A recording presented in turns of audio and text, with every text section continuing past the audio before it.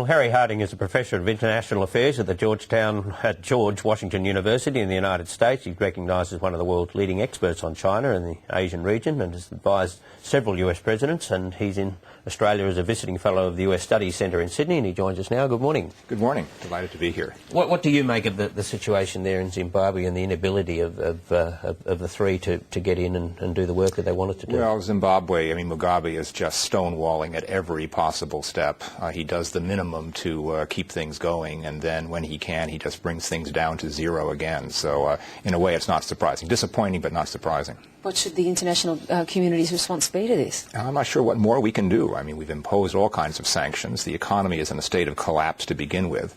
And I'm not sure what the answer is other than the African states themselves, the neighbors of Zimbabwe, putting more pressure on Mugabe. But he is in to win, and he's in to stay in power. It's going to be tough. Now, the APEC meeting has broken up in Peru. There does seem to be a disconnect between what the Chinese leadership and to an extent Kevin Rudd is saying on the one hand and what George Bush is saying on the other.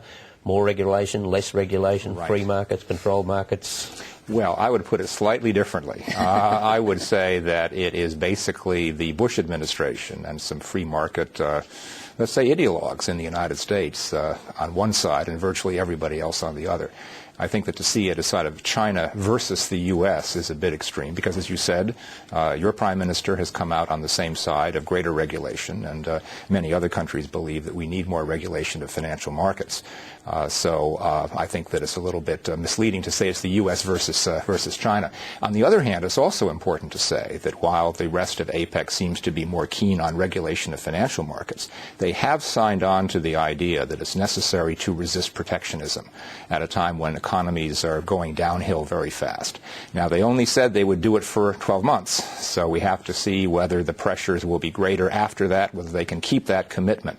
But certainly that is a positive. So not to restrict trade, but perhaps to regulate finance. That's what APEC and indeed the G20 seem to have been saying. Isn't that something of a straw man argument, though? The interconnectedness of all of these countries and these economies means that even any move towards a kind of protectionism would by definition have to be very limited and for a short period of time. In order to survive and thrive economically, you still need those connections. Yeah, well, one hopes so, because we learned the lesson back in the 1920s and 30s that the worst response to a worldwide recession is a beggar thy neighbor policy, where you think you're simply protecting yourself and then you find others retaliate and the whole thing continues to unwind. Unfortunately, though, of course, protectionism takes much more subtle forms these days. Protectionism can be in the guise of climate issues. A carbon tax, for example, might be seen as a kind of protectionism. Product safety is another avenue towards protectionism. You also have various kinds of what I would call offensive liberalization, saying unless you open up, we will retaliate by doing X, Y, and Z. So while it's pretty clear that we're not going to go down the same road, in the States we had the so-called Smoot-Hawley tariffs back in the Depression era.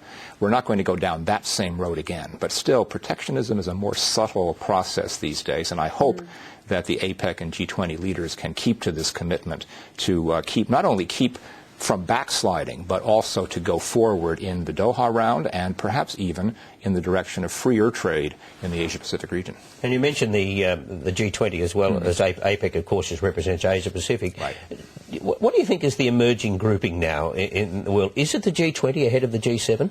I think it will be. I think that when you have so many countries, so-called emerging markets, like China and India, Indonesia in this part of the world and elsewhere, that are major players in terms of, say, commodity exports, in terms of having large piles of wealth, in being markets where assets are traded and managed, you simply have to have a wider grouping. Now, the G7 may still evolve into a grouping of advanced industrial democracies, and they may have their own issues. How that's different from the OECD is something we'll have to figure out.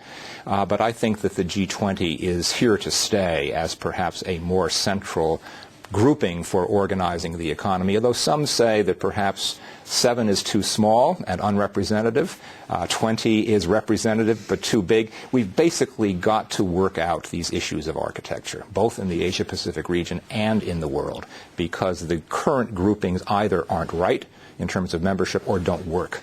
as effectively as we would like. Looks like a G15 then coming up. Gary, Could be. thanks so much. You're very welcome. Thank you.